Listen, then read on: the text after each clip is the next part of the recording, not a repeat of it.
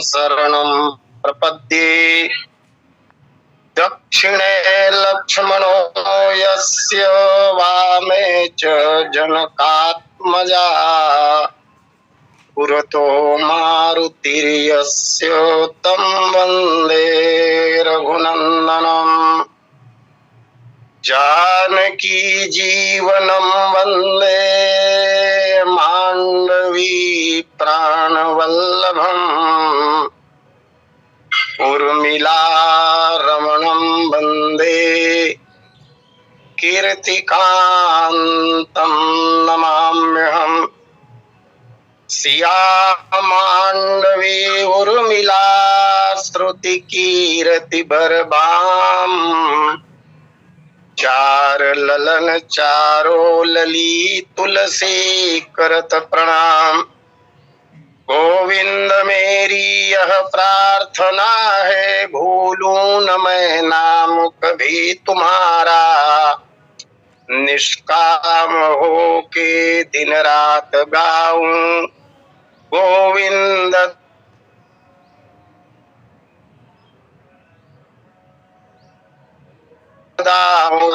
काले मम सामने हो बंसी बजाते, मन को लुभाते। गाता यही मैं तननाथ त्यागूं।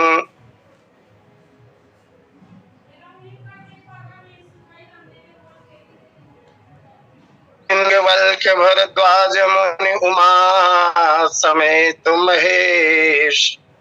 बंदो तुलसीदास पुनि कागभुसुंडी।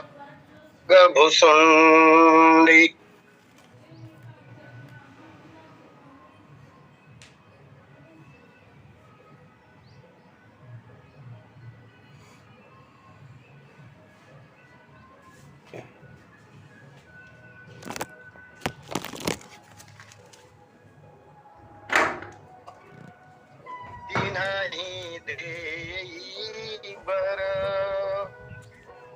ब्रह्म सिधाए।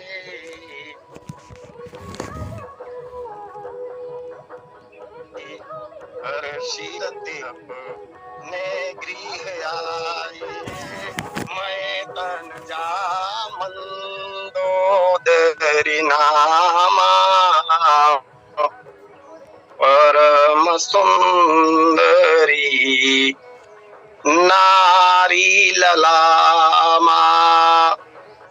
बोलिए सियावर रामचंद्र की जय। अनंत कोटि ब्रह्मांड नायक भक्त वांछा कल्पतरु गुण गण निलय भक्त वत्सल शरणागत वत्सल। दीन बंधु दया सागर करुणा सागर मेरे परम इष्ट परमात्मा श्री सीतारामचंद्र जी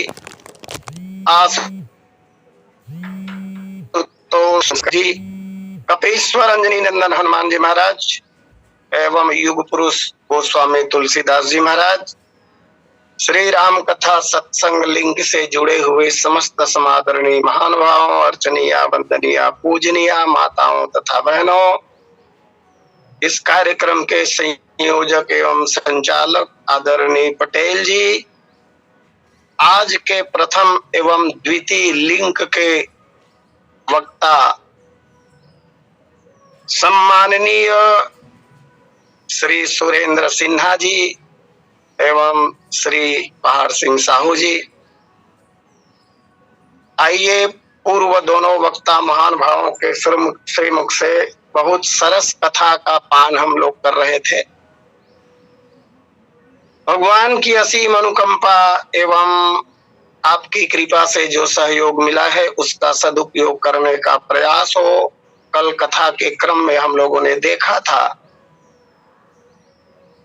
कि रावण, कुंभकर्ण और विभीषण इन तीनों भाइयों ने 10,000 वर्ष तक घोर तपस्या की। भगवान ब्रह्मा प्रसन्न होकर आए और भगवान ब्रह्मा ने इन तीनों भाइयों को यथेष्ट वरदान दे दिया। वरदान प्राप्त कर तीनों भाई सहर्ष हर्षित ते अपने गृह आए, अपने घर को चले गए। गोस्वामी जी महाराज कह रहे हैं, इसके पश्चात जो घटना घटी, मय तनुजा मंदोदरी नामा परम सुंदरी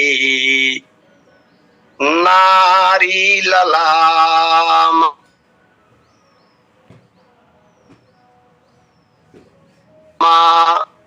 मैं तनुजा, मैं दानव की बेटी जिसका नाम मंदोदरी था,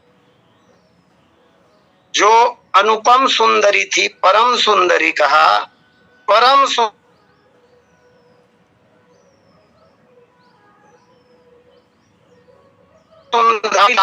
सर्वगुण संपन्न कन्या थी, और इसके साथ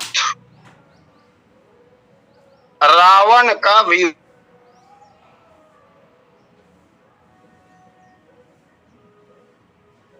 की व्यक्ति है। रावण विवाह करने के लिए न तो कन्या खोजनी पड़ी, न किसी भी प्रकार का प्रयास करना पड़ा।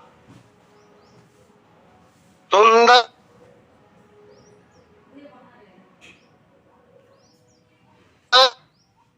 पत्नी, सुंदर और गुणवती पत्नी को करते हैं।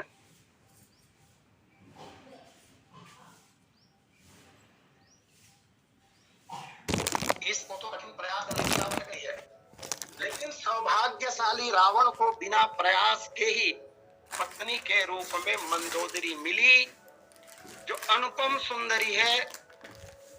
ऐसा कहा जा सकता है कि सांसारिक महिलाओं में, सांसारिक कन्याओं में उन दिनों सर्वाधिक सुंदर अगर कोई कन्या थी तो वो थी मंदोदरी, क्योंकि गोस्वामी जी महाराज ने परम सुंदरी कहा है, सुपरलेटिव डिग्री का प्रयोग है, इसके आगे कुछ होता नहीं है। तो सांसारिक स्त्रियों में सर्वाधिक सुंदर है यह, और बड़े बाप की बेटी है। रावण को खाली पत्नी मिल रही है ऐसा नहीं है। आइए मैं निवेदन करूं, ये मैं दानव की पुत्री है। थोड़ा सा मैं के बारे में कुछ मैं कहना चाहूंगा। ये मैं दानव महर्षि कश्यप और दीति की संतान है।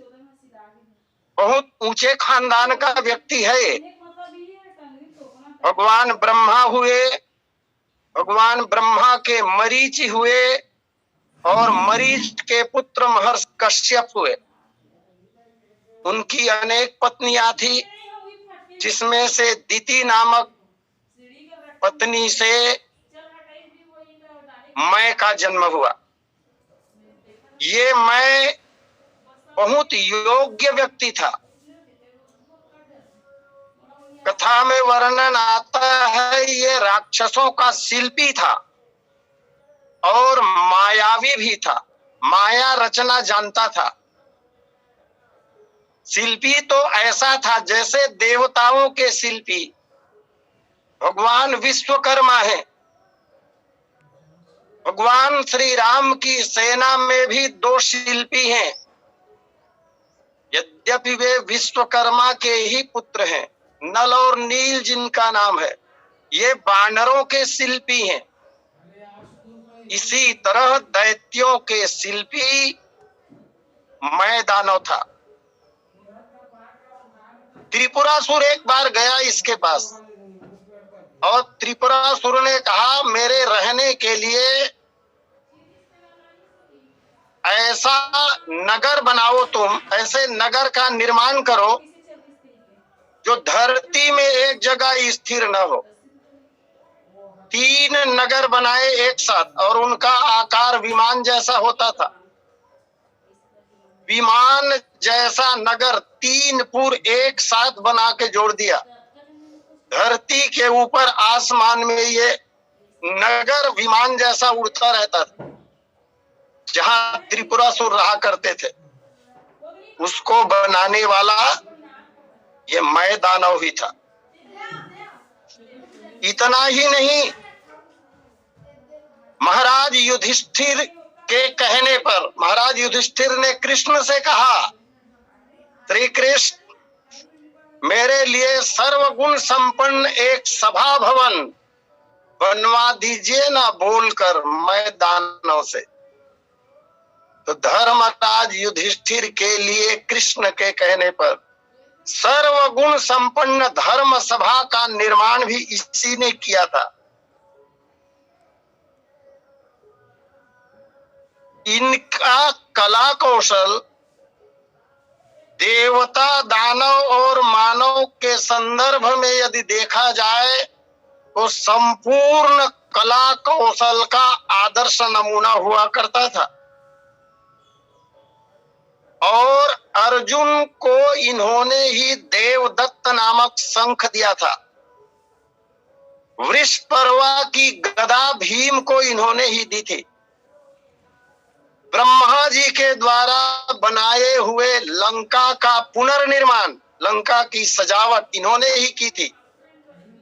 और कभी मैंने कथा सुनी थी, अशोक वाटिका का निर्माण भी मैदानों के द्वारा ही हुआ था, जो धरती के नीचे थी, जहां प्रकाश की समुचित व्यवस्था थी।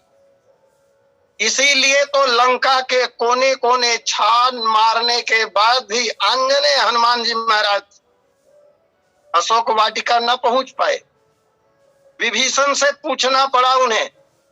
और गोस्वामी जी महाराज कहते हैं, जुगुति विभीषण सकल सुनाई, चले पवन सुत विदा कराई। अशोक वाटिका में जाने के वो सारे युक्ति विभीषण जी ने बताया। लंका के रहने वाले लोगों में भी सब लोगों को पता नहीं था कि अशोक वाटिका का द्वार कहां से और कैसे खुलता है। यह तो केवल रावण जानता था, विभीषण जी जानते थे, और रावण का ज्येष्ठ पुत्र इंद्रजीत, मेघनाथ और अक्षय कुमार ये जानते थे। जिन लोगों की तैनाती वहां थी उन लोगों को पता भर था, वहां तैनात हुए गए। हाँ, त्रिजटा को ज्ञात था, आदि कतिपय लोग ही जानते थे। इसलिए हनुमान जी महाराज को पूछना पड़ा। इतना बड़ा कौशल निर्माण के संबंध में संभवतया अपने जमाने में ये दुनिया का प्रथम व्यक्ति रहा होगा। उसकी बेटी ही मंदोदरी, नाम से ही पता चल रहा है। यद्यपि गोस्वामी जी महाराज ने आगे स्पष्ट किया है परम सुंदरी कहकर। मंदोदरी मंद उदर वाली अर्थात पतली कमर वाली। यद्यपि उदर का अर्थ पेट होता है, लेकिन कटि प्रदेश के लिए भी इस शब्द का प्रयोग साहित्य में हुआ है। इस शब्द की व्याख्या में यही लिखा हुआ है। और पतली कमर जो है वो सुंदरता का सूचक है, द्योतक है, इसलिए उस कन्या का नाम मंदोदरी है। तो यह मैं दानव की बेटी है, मैं तनुजा, नाम है मंदोदरी। इसके दो बेटे भी हैं, एक का नाम है मायावी और दूसरे का नाम है दुंदुभी। दो बेटे और एक बेटी। मंदोदरी नाम देकर गोस्वामी जी महाराज ने उत्तम कुल की ओर संकेत किया। बिना प्रयास के उत्तम कुल की कन्या घर बैठे इसे प्राप्त हो रही। कितना सौभाग्यशाली। मंदोदरी नामा उत्तम कुल की बेटी है ये। और कुलांगना उत्तम कुल की बेटी को कौन पसंद नहीं करेगा, सब लोग चाहते हैं। लेकिन कभी मैंने एक श्लोक पढ़ा था, चाहते तो सब लोग हैं लेकिन मिलता किसी किसी को है। उसका कारण है और वो श्लोक ये कह रहा है, पूर्व जन्मार्जिता विद्या, पूर्व जन्मार्जिता धनम, पूर्व जन्मार्जिता नारी अग्रे अग्रे धावती। विद्या सब लोग प्राप्त करना चाहते हैं, कोई मूर्ख होना नहीं चाहता, लेकिन मिलता किसी किसी को। पूर्व जन्मों के पुण्यों के कारण लोग विद्यावान होते हैं, विद्या की प्राप्ति होती है। पूर्व जन्मार्जिता विद्या, पूर्व जन्मार्जिता धनम। धनवान सब लोग होना चाहते हैं, लेकिन कोई कोई धनवान हो। यह भी पूर्व सत्कर्मों का परिणाम है। इसी तरह पूर्व जन्मार्जिता नारी अग्रे अग्रे धावती, आगे आगे चलते हैं, दौड़ते हैं। कितना पुण्यशाली रहा होगा, रावण की मंदोदरी जैसी पत्नी उसे प्राप्त हो रही है। और ये मंदोदरी सर्वगुण संपन्न महिला है, दर्शन दुर्लभ है ऐसी महिलाओं का। इनका नाम पंच कन्याओं में गिना जाता है। अहल्या, द्रौपदी, कुंती, तारा, मंदोदरी तथा पंचकम न स्मरे नित्यम महापातक नाशनम। अहल्या, द्रौपदी, कुंती, तारा और मंदोदरी, ये पंच कन्याएं हैं। पंच कन्याओं का दर्शन शुभ माना जाता है। पंच कन्याएं कभी असत्य भाषण नहीं करती। और एक बड़ी विशेषता, पंच कन्याएं सदैव कन्या भाव में रहती हैं, ये बड़ी विशेषता है इनकी। तो पंच कन्याओं में गिनी जाने वाली मंदोदरी पत्नी के रूप में प्राप्त हो रही है। साहित्य साधकों के लिए मुझे एक निवेदन करनी है यहाँ पर। पंचकन्या ये शब्द हम लोग बहुत सुनते हैं, पढ़ते भी हैं, लेकिन अध्ययन से पता चलता है कि पंचकन्या जो शब्द है वो अपभ्रंश का शब्द है। मैं ध्यान चाहूंगा, अभी मैंने जो श्लोक पढ़े, अहल्या, द्रौपदी, कुंती, तारा, मंदोदरी तथा ये पांच, पंचकम न स्मरे नित्यम। पंचकम ना, ये है श्लोक में। इस श्लोक में जिन पांच कन्याओं का नाम दिया गया है, इसे कहते हैं साहित्य में पंचक। इस पंचक का जो स्मरण करेगा, इस पंचक को जो गाएगा, इस पंचक की जो पुनरावृत्ति करेंगे, अर्थात इस श्लोक का जो लोग पाठ करेंगे, उनका महापातक नाशनम, ये अर्थ है। अब लिख करके अगर देखा जाए तो पंचकम ना, और यही अपभ्रंश होके पंच हो गया। क के ऊपर जो मस्ते लगा हुआ है उसका उच्चारण न के रूप में, और आगे का ना जो है वो या में बदल गया। इस तरह ये हो गया पंचकन्या। इसके प्रमाण क्या है? तो आहनिक सूत्रावली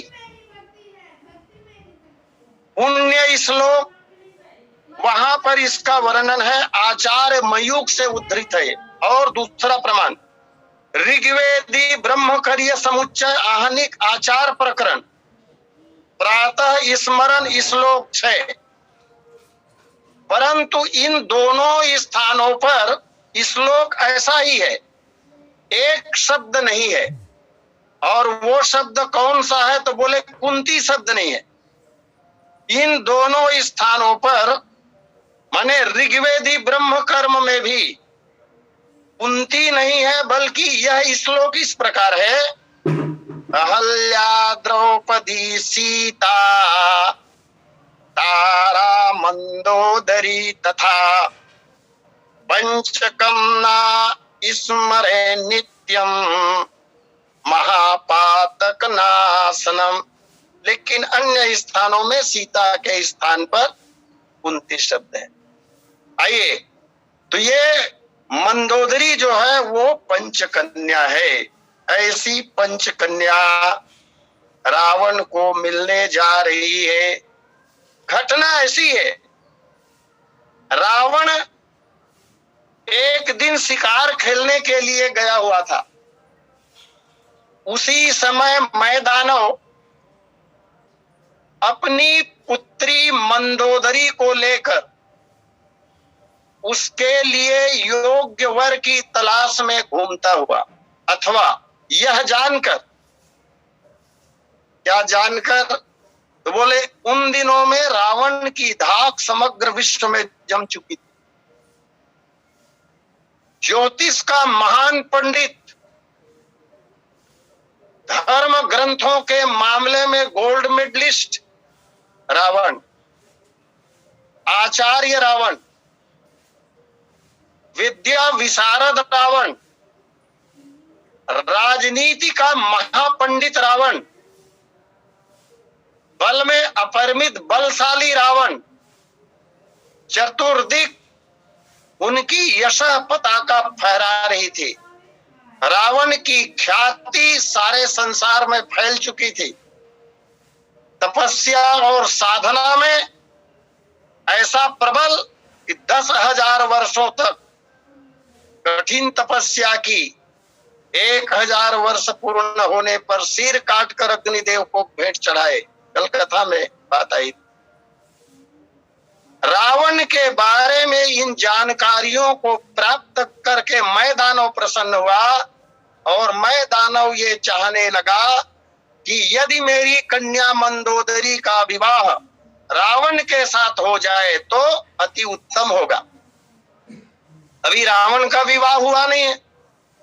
फिर मैं दानव ने यह भी सोचा कि सबसे पहले जाकर अगर मैं रावण को अपनी कन्या समर्पित कर दूं तो यही पटरानी बन जाएगी, यही पट्ट महिषी बनेगी। क्योंकि राजाओं की अनेक रानियां होती थी, लेकिन अनेक रानियों में जो प्रथम विवाहिता रानी होती है उसे पट्ट महिषी कहते हैं। यद्यपि विधि सम्मत विवाह अन्य भी जो होते हैं वो रानियां भी पट्ट महिषी कहलाती हैं, पटरानी कहलाती हैं। लेकिन प्रथम विवाहिता का स्थान सर्वोच्च होता है। इसलिए मैं दानव ने विचार किया कि रावण को अन्य कोई पत्नी प्राप्त होने के पूर्व ही मैं अपनी कन्या उसे समर्पित कर दूं। मैं दानव आया, रावण से मुलाकात हुई, और तब रावण ने मैं दानव से पहले परिचय पूछा कि आप कौन हैं और यह कन्या कौन है। अपने बारे में पूरा वृतांत, पूरा परिचय मैं दानव ने रावण को दिया है। अपने उत्तम कुल का प्रमाण दिया है उन्होंने, ताकि रावण आकर्षित हो जाए। और अपना संपूर्ण परिचय देने के बाद तब मैंने मंदोदरी का परिचय रावण को दिया। दशग्रीव ये मेरी बेटी है, इनका नाम मंदोदरी है। लक्षण इसके देख रहे हो, सर्वगुण संपन्ना है मेरी बेटी, और इनका जन्म भी उत्तम महिला के कोख से हुआ है। स्वर्ग में रहने वाली हेमा नाम की अप्सरा को देवताओं ने मुझे पत्नी के रूप में समर्पित किया। हेमा के साथ मैं 1,000 वर्षों तक रहा। हेमा को प्रसन्न रखने के लिए मैंने एक नगर का निर्माण माया से किया। मैं दानव बता रहा है रावण को, माया का प्रयोग करके मैंने एक भव्य नगर का निर्माण किया है, और वह नगर 100 योजन लंबा और 30 योजन चौड़ा है। नगर सोने का बना हुआ है।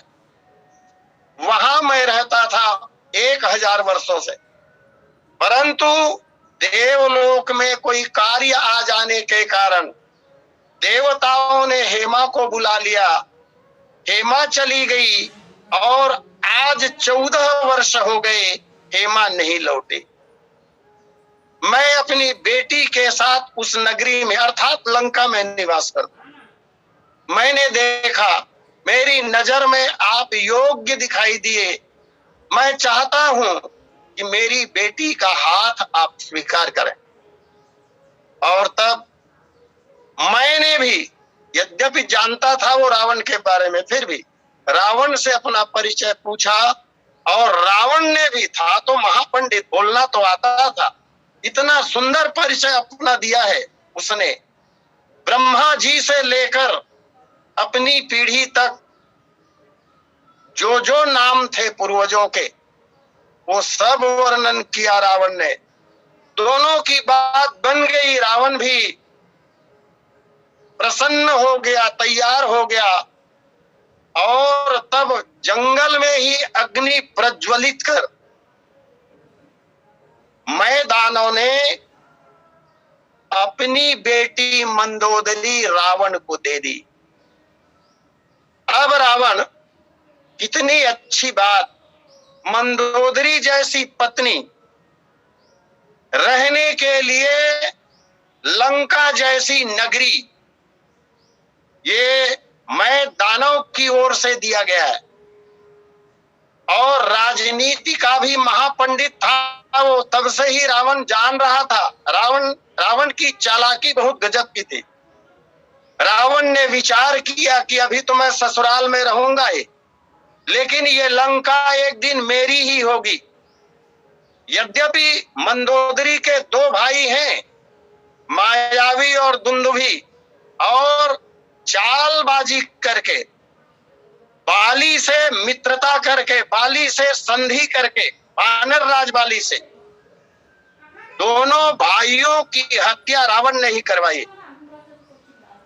दुंदुभी की हत्या बाली ने पहले की, और बाद में कथा आती है कि वो मायावी आधी रात के समय जाकर किष्किंधा में बाली को ललकारा, और उस घटना में मायावी की भी मृत्यु हो जाती है।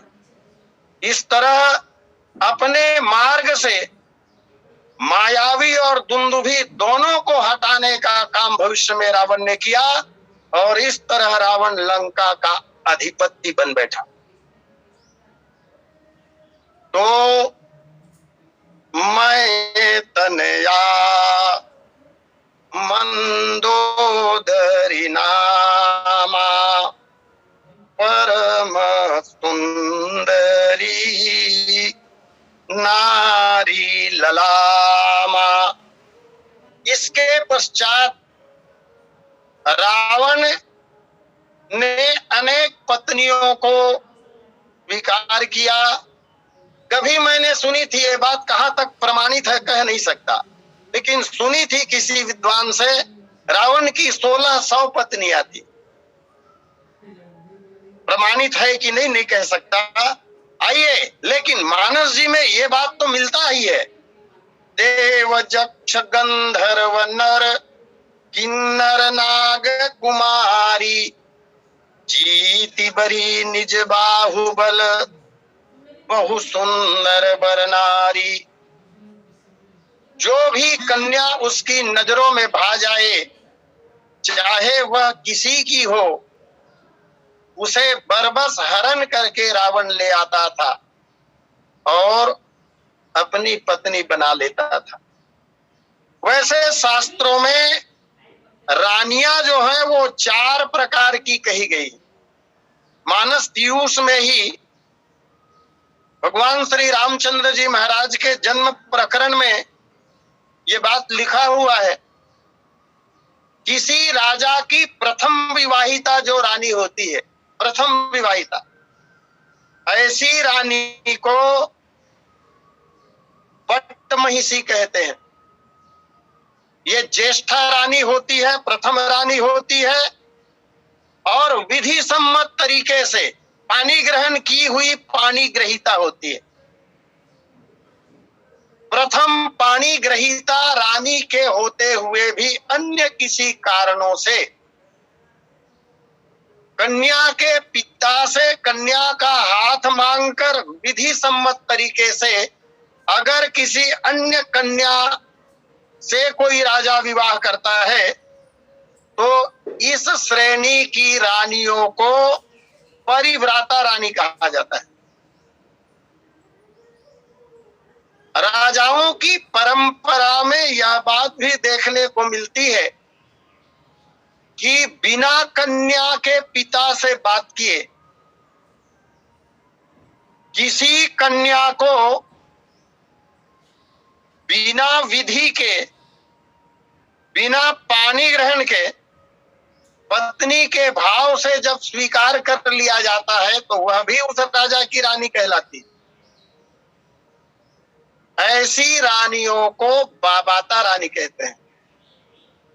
और एक चौथे प्रकार की रानी और होती है, महलों में कार्य करने वाली दासी, जिसमें कभी कोई राजा गर्भ स्थापित कर दे, गर्भाधान कर दे, उसे रानी के रूप में अंगीकार कर ले, तब ऐसी रानी को पाला कली रानी कहते हैं। अन्य सारे अधिकार प्रथम विवाहिता की तरह इन सभी रानियों को प्राप्त रहता है,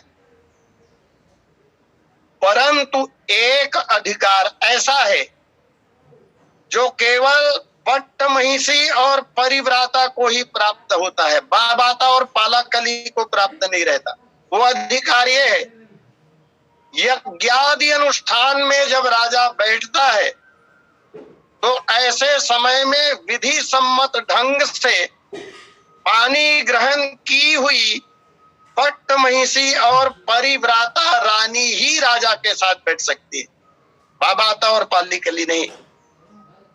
तो इस तरह चार तरह की रानियां होती है। अब पता नहीं रावण की रानियों में कितनी रानियां किस श्रेणी की थी, इसके संबंध में ज्ञान तो है नहीं, जानकारी नहीं है, लेकिन बहुत सी रानियां थी रावण की।